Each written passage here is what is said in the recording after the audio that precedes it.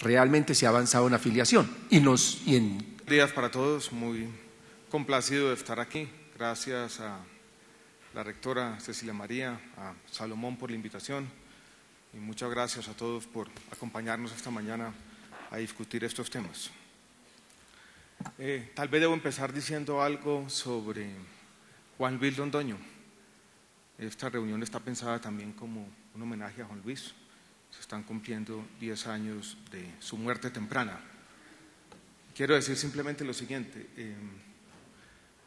Recuerdo cuando, año 90, 91, leí por primera vez su tesis de doctorado en Harvard y tenía un epígrafe críptico, como todos los buenos epígrafes, que había tomado de, creo yo, el poema 20 de Pablo Neruda.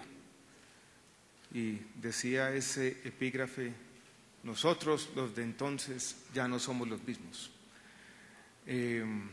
Puede ser interpretado de muchas maneras, pero él de alguna manera creo que lo vendía como una reflexión sobre el cambio social en Colombia y sobre los efectos inesperados y sobre las transformaciones sociales que muchas veces desbordan las intenciones de los reformadores. Y yo creo que ese epígrafe se podría aplicar a esta discusión.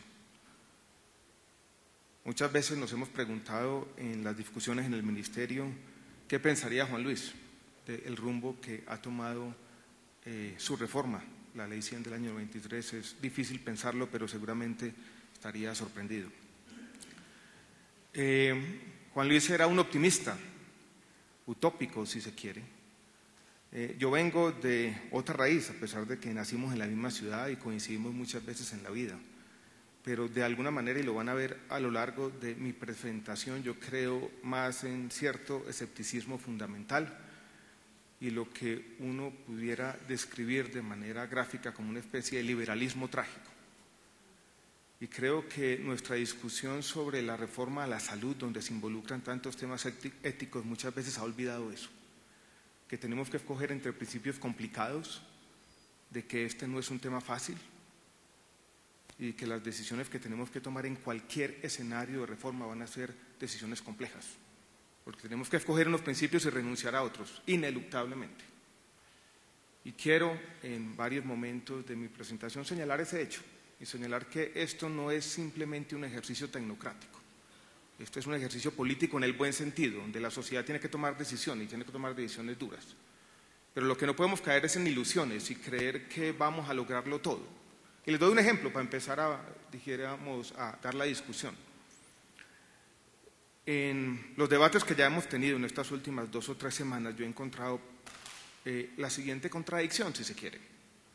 Se dice necesitamos tener mejores tarifas para los prestadores, necesitamos tener una mucha mejor remuneración para los médicos y los trabajadores de la salud, necesitamos tener una mucha mejor cobertura, si se quiere también enfatizar la promoción y prevención con los mismos recursos. Y eso no va a ser posible y tenemos que escoger un camino. Se dice muchas veces que debemos poner mayor énfasis en la promoción y prevención, pero al mismo tiempo se dice que el sistema debe garantizar para aquellos pacientes de alto costo un acceso expedito a todas las tecnologías, incluidas las tecnologías nuevas. Hoy en día en el sistema gastamos una tercera parte en promoción y prevención, de pronto un poquito menos, y una tercera parte también en cubrir las necesidades de esos pacientes que están en el percentil superior, en el 1% que demanda más recursos de salud. Entonces esto no es fácil e involucra cuestiones éticas sin duda, que la sociedad tiene que empezar a discutir y discutir francamente. He organizado mi presentación haciendo, y no quiero hacer, estoy en la mitad. Recuerden que este foro está de alguna manera organizado primero como un balance de la Ley 100 del año 93 y después como una discusión sobre las posibilidades de reforma. Y estoy aquí en la mitad, entonces quiero hacer un balance simplemente para transmitir 2 o 3 puntos esenciales y pasamos ya a discutir los aspectos más sustantivos de la reforma como un abrebocas al debate que vendrá después. Quiero decir 2 o 3 cosas. Ya se enfatizaron las ganancias en cobertura, Pero yo creo que también vale la pena enfatizar las ganancias que ha tenido la reforma, y Olga Lucía lo dijo, sobre protección financiera a los hogares. Colombia tiene el gasto de bolsillo, según la gráfica que ustedes ven al lado derecho, más bajo del mundo en desarrollo. Yo creo que sí es importante tenerlo en cuenta, y eso de alguna manera complica un poco más la situación, porque dice que cualquier reforma que hagamos es una reforma sobre cómo vamos a gastar los recursos públicos ingentes que hay en el sistema. Yo creo que hay también algunas ganancias de acceso que son importantes tener en cuenta, y yo creo que en cualquier escenario de reforma sería importante proteger. Estos son datos primero de la encuesta CACEM del año 93 y después de la encuesta de calidad de vida en el año 2011, que muestran cómo en el año 93 20% de los hogares no tenían ningún tipo de atención en caso de enfermedad. Ese porcentaje cayó al 2%. Para la población más pobre, el porcentaje que no tenía ningún tipo de atención en caso de enfermedad era del 33%, una tercera parte, y ese porcentaje se redujo casi al 1%. Puede que estas encuestas de alguna manera escondan algo, pero yo creo que es bueno tener en cuenta estos resultados, porque el análisis social no se construye solamente coleccionando anécdotas en los periódicos. Yo creo que a veces es bueno también tener en cuenta los resultados poblacionales. Pero hay problemas, y yo no los quiero negar. Y hay, dijéramos, problemas complicados, pero también tenemos, dijéramos, una situación difícil. En estos meses de debate en el ministerio, yo me he encontrado con esta gráfica mostrada de muchas maneras, y he hecho, si se quiere, un llamado a cierta honestidad intelectual en el debate. La primera vez que yo vi esta gráfica en un debate sobre la salud, la gráfica mostraba simplemente este pedacito, creo que hasta el año 2011. Y se trataba de mostrar básicamente como evidencia irrefutable de una gran crisis de salud pública. Y se decía con vehemencia en su momento que la mortalidad materna estaba aumentando y que estábamos ante, si se quiere, un colapso del sistema de salud en Colombia. Uno tiene que mirar la gráfica en cierto contexto y en perspectiva, y lo que muestra la perspectiva adecuada es que la mortalidad materna ha venido disminuyendo, se estanca a un nivel alto, uno podría decir inaceptable. Pero yo creo que dada esta gráfica uno no puede hablar de un aumento de la mortalidad materna. Quise averiguar, yo vengo también de la escuela de Alfred Marshall, el economista del siglo XIX, que decía en su momento que la naturaleza no da saltos. Y aquí algo pasó. El espionaje todavía no está listo, pero parece que lo que pasó fue que una funcionaria del Instituto Nacional de Salud estaba en licencia de maternidad, no pudo registrar los datos, y por eso tuvimos una aparente caída en el año 2008 que no tiene nada que ver con las tendencias reales. Entonces lo que hemos tenido es básicamente un estancamiento de la mortalidad materna a un nivel muy alto, pero no podemos hablar de un aumento. Y doctor Yepes, si usted mira los otros indicadores, por ejemplo en malaria, claramente ha habido una disminución sustancial de la disminución de la mortalidad por malaria en Colombia, lo mismo por tuberculosis. Tenemos problemas preocupantes con la sífilis congénita, que yo tampoco quiero negar. Usted dice bien que no podemos utilizar la mortalidad infantil y la esperanza de vida para mostrar los efectos de la reforma, y que deberíamos tener en cuenta las tendencias seculares para aislar ese efecto. Eso no es fácil, porque surge inmediatamente la pregunta de cómo modelo yo esa tendencia. ¿Es una tendencia lineal, exponencial, o hay rendimientos decrecientes y uno lo debía entonces modelar de una manera parabólica o otra cosa? Es muy difícil aislar el efecto, y los investigadores se verán siempre abocados a tomar decisiones, y vamos a convertir una discusión ideológica en una discusión instrumental, aburrida a veces. Pero cuando yo mostré en alguna discusión los datos de mortalidad materna y esperanza de vida, simplemente quería hacer un hecho, que más allá de si uno logra aislar el efecto de la reforma, uno no puede hablar de un colapso, de una gran crisis de salud pública, cuando los principales indicadores no han caído y han aumentado a un ritmo que es mayor que el de nuestra región. Yo creo que eso también, como hecho, independientemente de si se puede aislar o no el efecto de la reforma sobre esos indicadores, pero como hecho, es un hecho relevante en la discusión.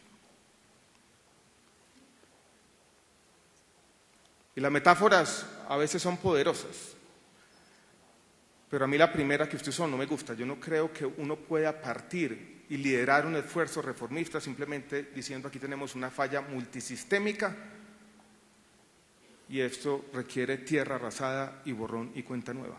Vuelvo un poco al escepticismo. Yo tal vez soy un reformador cauteloso y yo creo que cualquier cosa que hagamos tiene que tratar de construir sobre algunos de los resultados que se han tenido y preservar esas ganancias de acceso, de equidad y, si se quiere, de protección financiera a los hogares,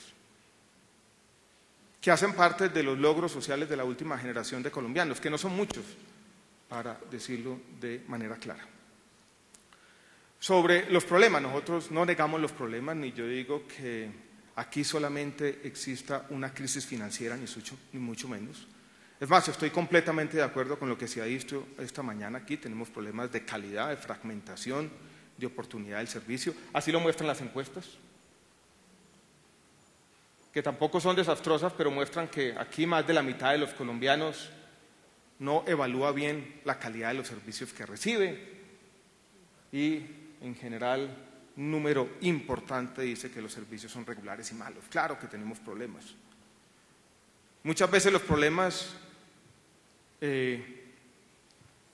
tienen esta dimensión, donde claramente son inaceptables. Aquí tenemos el tiempo en promedio, según este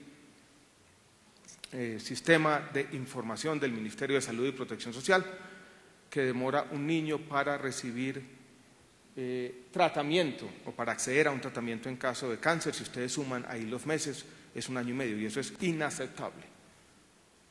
Y cualquier reforma tiene que estar orientada a esto y nada más. Hay algo que también muchas veces en estos temas de las reformas sociales se olvida. Nosotros aquí, todos, en esta sala, yo creo que estamos de acuerdo sobre los objetivos. Todos queremos que esto cambie. Todos queremos orientar cualquier reforma a tener mejores resultados en salud y una mayor calidad. Aquí no hay, dijéramos, unos que tienen una mayor superioridad moral y que están pensando en la gente, mientras otros perversamente están pensando en la salud de las instituciones financieras. No, todos estamos pensando en la salud de la gente. Pero la discusión sobre los objetivos es fácil. La discusión más compleja, donde cada uno tiene una visión distinta del cambio social y donde de alguna manera entran en colisión las ideologías y nuestras visiones que son diferentes por talante, por educación, por lo que fuere, es la discusión sobre los medios.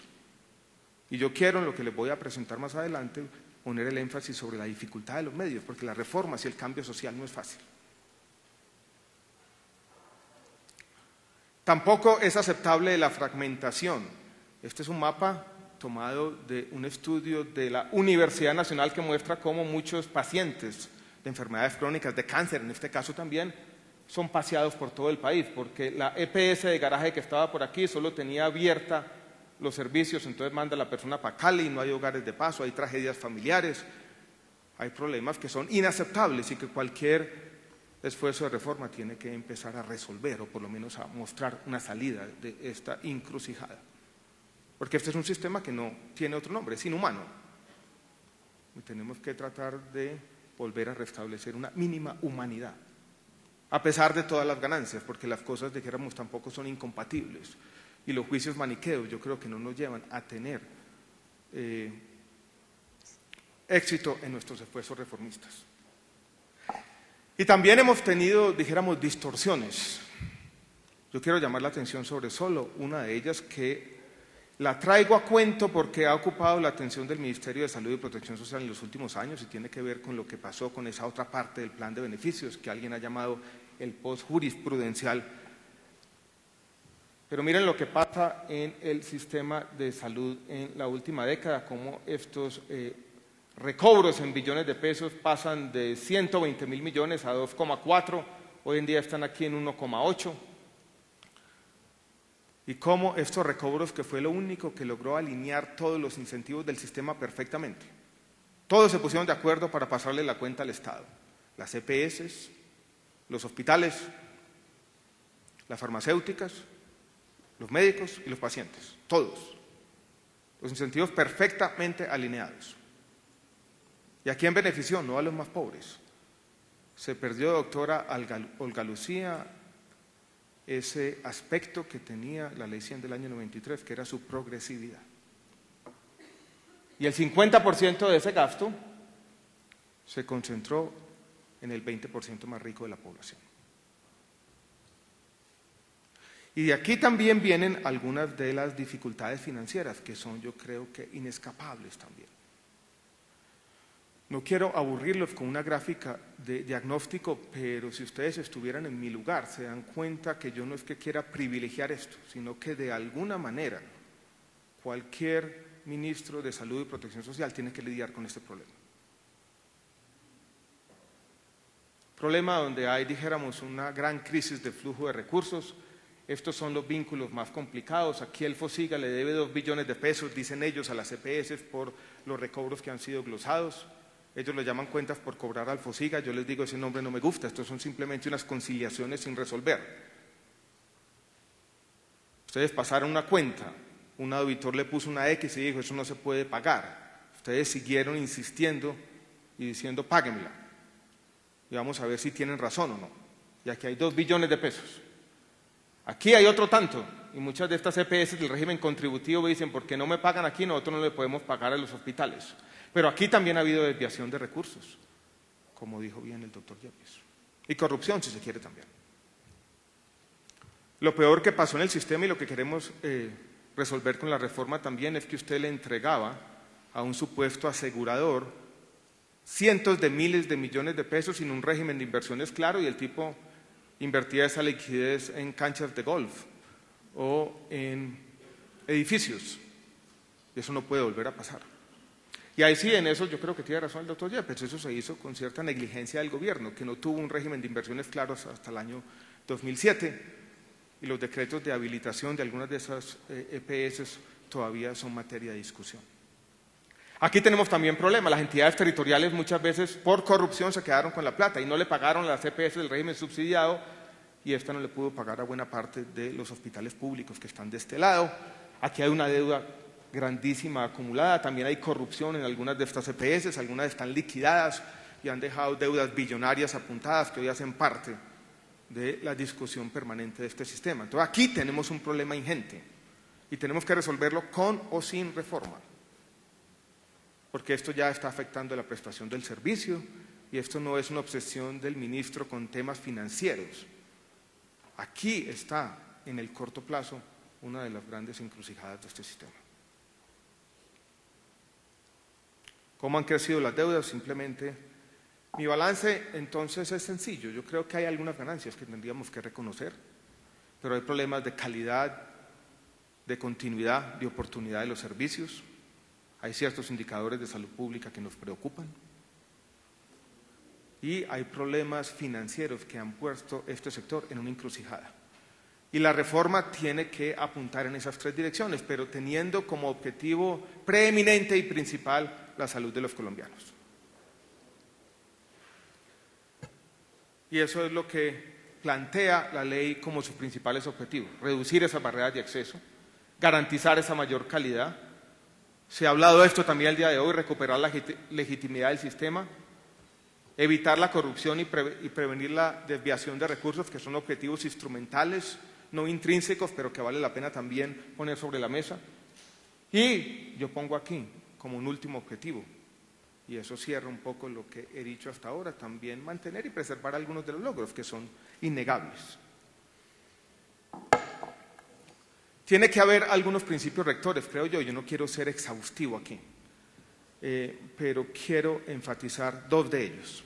Primero, el de la flexibilidad. Una reforma a la salud, yo creo que es una reforma mucho más compleja que una reforma a las pensiones, por ejemplo. Una reforma a las pensiones paramétrica, en el fondo lo que hace es redefinir un contrato social de manera más o menos sencilla. Usted aumenta las edades, cambia los parámetros del ingreso base de cotización, una cosa a la otra, pero usted está redefiniendo ese contrato de una manera expedita. Una reforma a la salud, en el fondo, es una reforma regulatoria y lo que trata es de pintar la cancha de una manera diferente para que los agentes públicos y privados empiecen a jugar este juego de una manera distinta que lleve a la satisfacción de los objetivos. Los instrumentos que uno tiene como reformador a la mano son, si se quiere, precarios. Es una redefinición de los incentivos. A no ser que uno tuviera un sistema completamente público y centralizado. Y yo creo que aquí estaríamos más o menos de acuerdo que no queremos movernos ineluctablemente hacia allá. Si eso es así, uno tiene que generar en cualquier reforma la capacidad para hacer cambios sobre la marcha y para ser flexible, y no puede llenar una ley de inflexibilidades. Porque las consecuencias de la reforma siempre van a desbordar las intenciones de los reformistas. Entonces tampoco podemos obsesionarnos en que básicamente esta reforma es una, sale del Congreso y será esa. No, la reforma lo que quiere o lo que debería hacer es apuntar en alguna dirección clara, cambiar los incentivos, pero también darnos la oportunidad para experimentar y hacer un ajuste continuo sobre la marcha.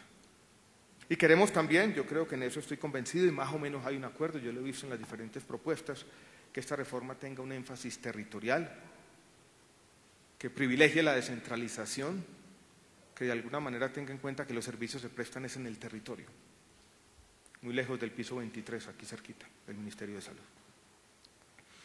Dicho eso, la reforma va a tocar 4 puntos principales, los que tienen que ver con cualquier sistema, los aspectos de financiamiento, del plan de beneficios, de la administración y de la prestación del servicio. Y voy de manera rápida a exponer los 4 o 5 elementos principales. La reforma arranca con el financiamiento, donde, si se quiere, en el país se dio un cambio sustancial a finales del año pasado con la reforma tributaria, al sustituir las contribuciones de los empleadores por impuestos generales. Hay algunas dudas sobre lo que eso implica en términos de sostenibilidad del sistema. Yo quiero ser enfático en que los cálculos que yo conozco muestran que la sostenibilidad del sistema no está amenazada, ni mucho menos. Yo diría incluso que si esas proyecciones son ciertas y hay algún margen para el error, el sistema va a tener mayores recursos y va a aumentar el gasto en salud público. Incluso en algunas de las últimas discusiones de la reforma tributaria se aprobó un punto adicional que le va a traer en términos reales 400.000 millones de pesos más de recursos al sistema anualmente. ¿Qué es lo que plantea entonces en este primer punto el financiamiento? Tener un fondo único, que no es un tema polémico, si se quiere, es algo que hace parte de las discusiones de este país desde hace tiempo, y que uno podría justificar esta idea del fondo único de manera muy simple diciendo lo siguiente. La ley 100 del año 93 estuvo basada en un fondo virtual que se llamó el FOSIGA. Y ese fondo virtual lo que hizo fue delegarle algunas de las labores de administración, y aquí la redundancia vale, a un administrador fiduciario. Primero a un consorcio de fiduciarias privadas que manejó el FOSIGA y después al consorcio actual de fiduciarias o de fiducias públicas. Lo que dijeron primero las fiducias privadas cuando se salieron es: nosotros ya no estamos dispuestos a hacer eso, el Estado nos delegó unas cosas que él debió haber hecho. Y al salirse, estos señores se llevaron un aprendizaje importante del sistema. Y ese corazón del sistema, que era la subcuenta de compensación del FOSIGA, se quedó sin quien hiciera las cosas. Las fiducias que hoy lo están manejando han dicho una y otra vez: nosotros estamos aquí por un ratico y nos vamos a salir. Entonces, lo primero que hay que decir es que tenemos que llegar o tenemos que cambiar. Esto ya no va a poder simplemente delegarse a un administrador fiduciario o a alguien que haga el trabajo por el Estado lo va a tener que hacer y vamos a tener que tener un fondo con personería jurídica. Ese es un primer paso. Y esto va a ser una entidad estatal. Como maneja muchos recursos y como lo vamos a ver, va a tener unas funciones de pago, va a tener que ser vigilada por la Superintendencia Financiera. ¿Qué hemos pensado entonces? Que algunas de las labores de afiliación que hoy realizan las CPS se concentran en este fondo. Esa es una primera labor. Que este fondo también concentra las labores de recaudo de las contribuciones que hoy realizan también por delegación las CPS del régimen contributivo. Que el fondo tenga un bolsillo, una subcuenta especial para reasegurar los pacientes de alto costo. Entonces va a también tener funciones de reasegurador. Y que tenga también, o sea, un fondo pagador por delegación de los administradores. Entonces va a ser un fondo complejo y ha despertado un poco de inquietud. Ha habido 2 tipos de críticas a las que yo quiero responder de manera clara. Una, dicen, este es el seguro social otra vez. No, este no es un gran asegurador público. No es un supercaprecón. Qué miedo un supercaprecón, pero no lo es. Simplemente lo que está haciendo es unas labores claras, vuelvo y repito, de afiliación, de recaudo de las contribuciones, de reaseguro y de giro directo, como hoy ocurre en el régimen subsidiado, a los prestadores públicos y privados. La facilidad de giro directo ustedes pueden entenderla, quienes son versados en el sistema, como una generalización del giro directo del régimen subsidiado también al régimen contributivo, buscando, entre otras cosas, que la desviación de recursos del pasado se acabe de una vez por todas. Esto es, si se quiere, un mecanismo adicional de control que se necesita en el sistema. Al acumular estas 14 diferentes fuentes de financiación en el fondo, yo creo que vamos a simplificar algunas cosas. Por ejemplo, hemos pensado que el esfuerzo municipal, que hoy nos suma 200.000 millones de pesos y que es una fuente de complejidad, se sustituya por otra fuente, y eso lo estamos haciendo. El mecanismo de compensación, que es bastante complejo y que hoy es fuente también de dificultades operativas, va a ser mucho más fácil con el nuevo fondo. Vamos a tener mayor control sobre el recaudo. Ustedes saben muy bien que las EPS no tenían ningún incentivo para controlar la ilusión. Al fin de cuentas recibían la UPC independientemente de su recaudo. Entonces yo creo que es un fondo que va a facilitar la operación del sistema, que va a tener controles, que nos va a permitir tener las cuentas claras también. Porque hoy en día se sigue diciendo a este sistema le sobran, yo he oído incluso la cifra de 20 billones de pesos, que yo no sé de dónde sale. Por lo menos el fondo, uno va a poder decir cuántos son los recursos acumulados. Tal vez el punto más importante de todos es que este fondo va a empezar a generar información. Porque en el fondo lo que está haciendo, y lo vamos a ver en un minuto, y aquí ya me adelanto, es los gestores, que vamos a llamar, le van a decir al fondo, gírele a este prestador por este servicio. Y así vamos a saber algo que no hemos sabido históricamente, es en qué nos gastamos la plata de la salud. Hace 2 días me decía un prestador que no le gustaba mucho la idea de este fondo, porque el Estado iba a darse cuenta, tarde o temprano, que ese prestador le estaba cobrando por una apendicitis este valor a uno de las EPS, un valor que era 3 veces mayor a otra y un valor que era 2 veces inferior a otra. Yo le dije, pues las razones que usted me está dando son precisamente por las que a mí me gusta el fondo. Y si se quiere, con esa información vamos a tener información para hacer algo que yo creo que el país tarde o temprano va a tener que hacer, y es tener un tarifario. Es un tema difícil, pero yo creo que ineluctablemente nos vamos a mover hacia allá. Yo tenía miedo del tema. Antes de venir aquí esta mañana estábamos con una conversación con algunos de quienes saben de estos temas internacionales. Yo le planteé, yo dije, tener tarifas desde el sector público es complicado, sobre todo a mí me da miedo las presiones de economía política de muchos de los prestadores, y vamos a tener así el equivalente del paro cafetero, el paro de la salud cada año para que las tarifas se aumentan, quién sabe cómo. Y el tipo se rió de mí y dijo, no sea ingenuo, eso ya lo tienen que hacer todos los países del mundo y los gobiernos tienen que ser capaces de lidiar con ese tipo de presiones de economía política. Pero lo bueno de todo es que el fondo nos va a permitir hacer eso como toca. Entonces, uno tiene que ir, dijéramos, cuando se imagina esta reforma más allá de los efectos obvios y pensar qué otro tipo de instrumentos o qué otro tipo de información van a estar disponibles para el Estado con este tipo de innovaciones. Todo el fondo es la primera innovación. Segundo, vamos a redefinir el plan de beneficios. Yo creo que es un tema que tampoco es muy polémico, la forma como está definido el plan de beneficios en Colombia, con esta lista detallada, larga, de formas farmacéuticas explícitas, con concentración, presentación, se prestó para todo tipo de incentivos perversos. Alguien me dijo, o me mencionó esta estadística, el 80% de los principios activos en Colombia, un poco más del 80%, se recobran con presentaciones distintas. Y ese es el sentido que tiene que acabarse, eso no tiene sentido. Entonces hemos pensado una transición para incluir lo que hoy hace parte del no post al post, una transición que tiene que tomar algún tiempo, pero aquí viene la dificultad. Cuando uno habla de un plan definido distinto, con base, si se quiere, en una lista negativa y con base en alguna lista indicativa de principios activos, necesita un mecanismo para la actualización de esas listas, sobre todo de la lista negativa. Y necesita, como lo dijo Olga Lucía, un mecanismo legítimo que permita construir ese no o ese sí alternativo. Y lo que plantea la ley en este capítulo es ese mecanismo. Porque hoy en día tenemos innovaciones médicas pertinentes, no estamos hablando solamente de quimioterapia y de cosas de esas, sino pertinentes, a las que la sociedad va a tener que decirle no. Y eso es difícil. Y esto involucra inmediatamente cuestiones éticas.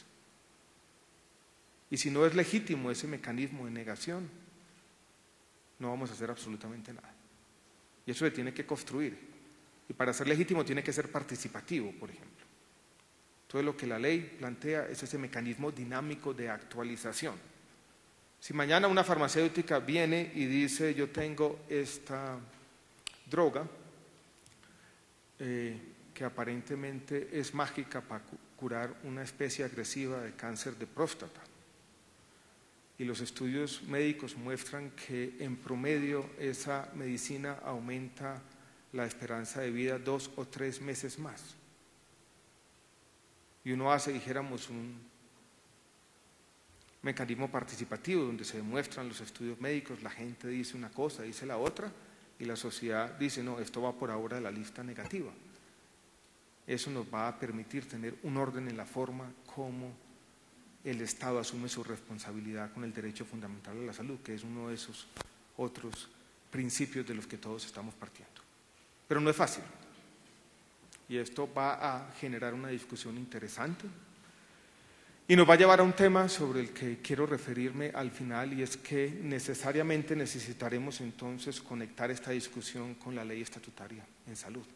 Y aquí en la ley ordinaria el mecanismo de pronto nos va a quedar todavía chueco.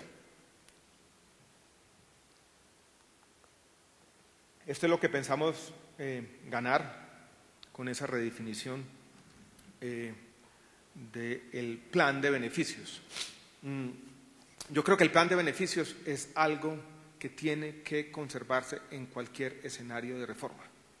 Para mí existe una conexión clarísima entre un plan de beneficios y el derecho fundamental a la salud. Yo creo que hablar de una cosa, hablar de derecho fundamental, si uno no lo refiere a un plan de beneficios claro, es difícil.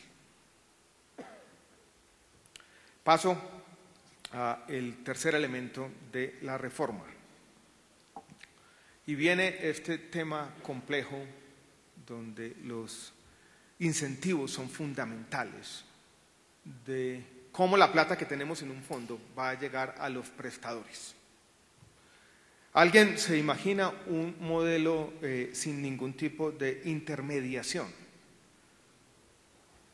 Cuando se dice deróguese la ley 100 o acábese la intermediación completamente, yo no sé muy bien eso qué significa. Puede ser tener un único asegurador público. Yo no creo que aquí muchos estén de acuerdo con eso, el super Caprecom. O alguien podría imaginarse una cosa distinta. Entregarle una chequera del fondo único a cada prestador y a cada médico y que giren contra eso. Esa especie de liberalismo extraño nos llevaría a una quiebra del sistema en cuestión de meses, creo yo. Incluso ya pasó en Colombia, por allá cuando al Seguro Social le dio en el año 95, 96, por crear la libre adscripción, y dijo, todo el mundo gíreme, de donde sea. Se generó un déficit de 500.000 millones de pesos en cuestión de 6 meses, que fue el principio del fin del Seguro Social. Entonces, el tema de la intermediación es complicado, porque uno necesita a alguien que haga unas labores fundamentales que tienen que hacer parte de cualquier sistema de salud. Nosotros, ¿cómo hemos pensado esto? Y en esto estoy de acuerdo con uno de los puntos que hizo el doctor Yepes aquí. Hemos pensado en unos señores que les vamos a poner otro nombre, que ya no van a administrar la plata, ya no tienen intermediación financiera, ya no están pensando en la plata que está en sus cuentas, sino que van a ser los gestores de la salud. Manejan la salud, no la plata. Tienen que tener alguna densidad territorial. Van a operar en algunos distritos como estos que hay por aquí, que están basados en la forma como se organizan los servicios de salud en el país. Esta es una grafiquita que hizo un estudiante mío basado en 500 millones de RIPs, que de alguna manera se ve reflejado en este mapita. Va a ser fundamental cómo les pagamos a estos gestores, y no puede ser simplemente entregándoles la UPC para que ellos la inviertan como quieran. Vamos a tener que tener los resultados en salud en su remuneración, como castigo o como premio, pero van a tener que ser parte fundamental, y ese es el incentivo clave que tenemos aquí. Y la ley lo va a decir de manera explícita. Se les remunera por resultados de salud en su territorio, porque todos van a tener ese arraigo territorial y van a tener que tener un número mínimo de afiliados en cada área que ustedes ven aquí, para que se acaben de una vez por todas las EPS de garaje. Ellos no van a manejar la plata está allá en el fondo, cada uno tiene una cuenta especial y va a ser girada directamente a los prestadores. Va a existir en la ley, no tengo mucho tiempo, un modelo de atención bien definido, partiendo de las intervenciones colectivas, con la atención básica y con la atención de arriba, pero sobre todo en la parte de abajo, para que no tengan un gran apetito de utilidad. Va a haber un reaseguro para el alto costo y tenemos otro articulito en la ley que después veremos cómo desarrollamos, que se puede hacer algún tipo de redistribución de los excedentes, para que no pase lo que pasa hoy en día, es que algunas de estas EPS rurales tienen unas grandes utilidades simplemente porque se sientan a esperar a que la gente no acceda, dadas las barreras geográficas y de otro estilo. Hay una discusión sobre la integración vertical que nosotros estamos cambiando y estamos dispuestos incluso a aceptar que no debe haber ningún tipo de integración vertical, aunque hoy, en la versión que existe hoy en día, la permitimos hasta los niveles básicos, o ambulatorios si se quiere. Y vamos a tener para algunas de las zonas dispersas, aquí está el Guainía, donde estuve hace 2 semanas, trabajando con el Banco Interamericano de Desarrollo y con Cabe Salud en un modelo especial, donde ya desaparezca esta diferenciación entre redes de prestadores y aseguradores. Y eso va a ocurrir por aquí en el Pacífico nariñense y caucano, en buena parte del Chocó, y en algunas de estas zonas, donde vamos a tener un modelo diferenciado y especial. Eso, entre otras cosas, nos va a permitir acabar con esta colcha de retazos, que es una de las principales causas de la fragmentación del servicio. Miren las EPS del régimen subsidiado, donde tiene por aquí Barrios Unidos del Chocó con negocios por aquí en la costa Caribe, sin tener una red abierta, o donde estaba cuando estuve en San José del Guaviare hace algunos meses, con Familiar Huila, supuestamente recaudando allí la UPC del régimen subsidiado sin tener red abierta ni ninguna cosa de ese estilo. Entonces yo creo que puede haber cierto orden,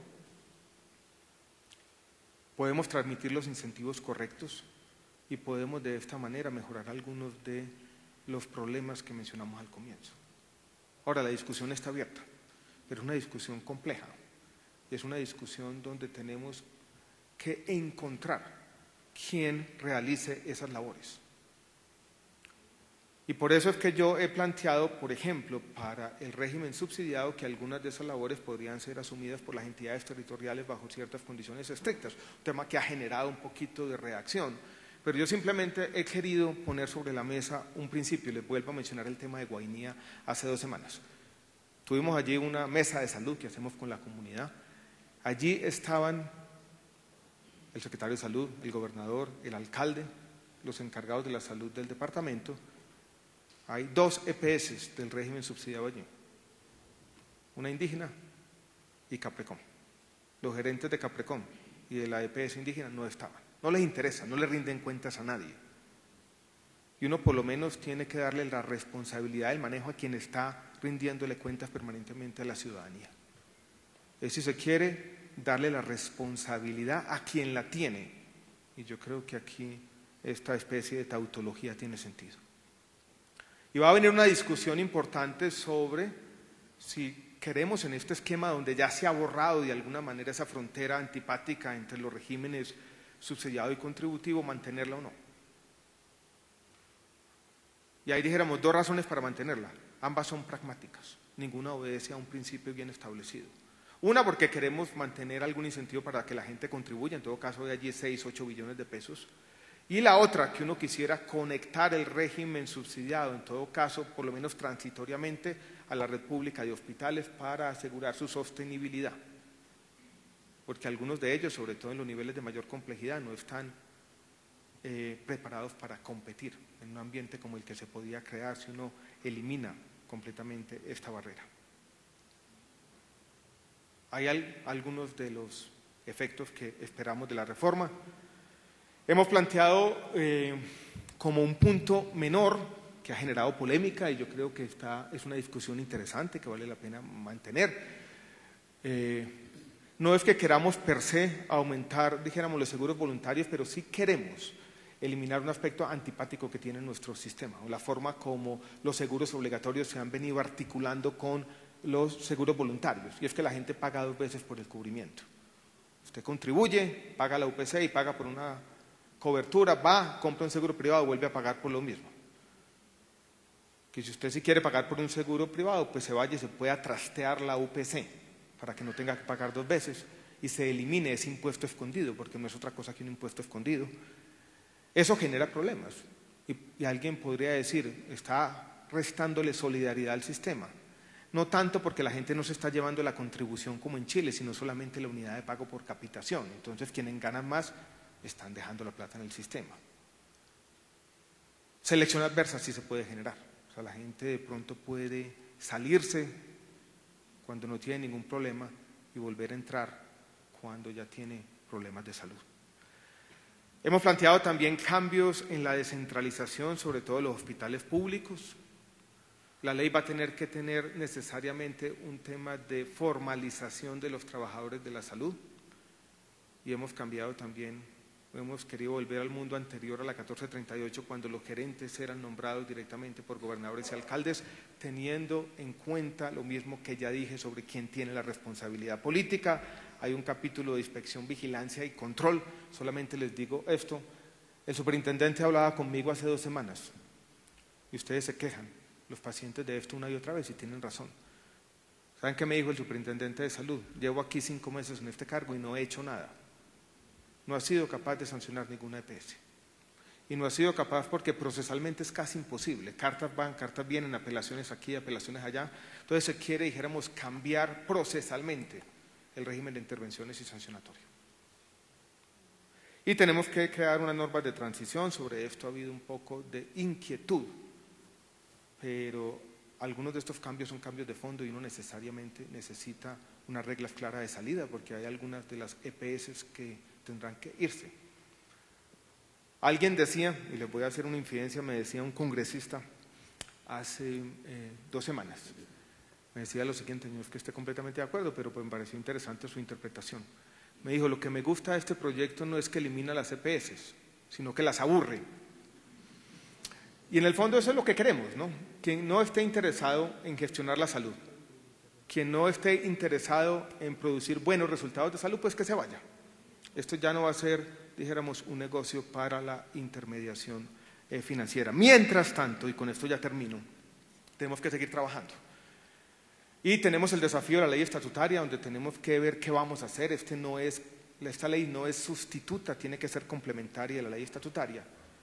Y mientras tanto hemos venido trabajando en algunos de los temas de flujo de recursos que, vuelvo y repito, son importantes si queremos mantener un sistema de salud operante y no tener una gran crisis de prestación de servicios.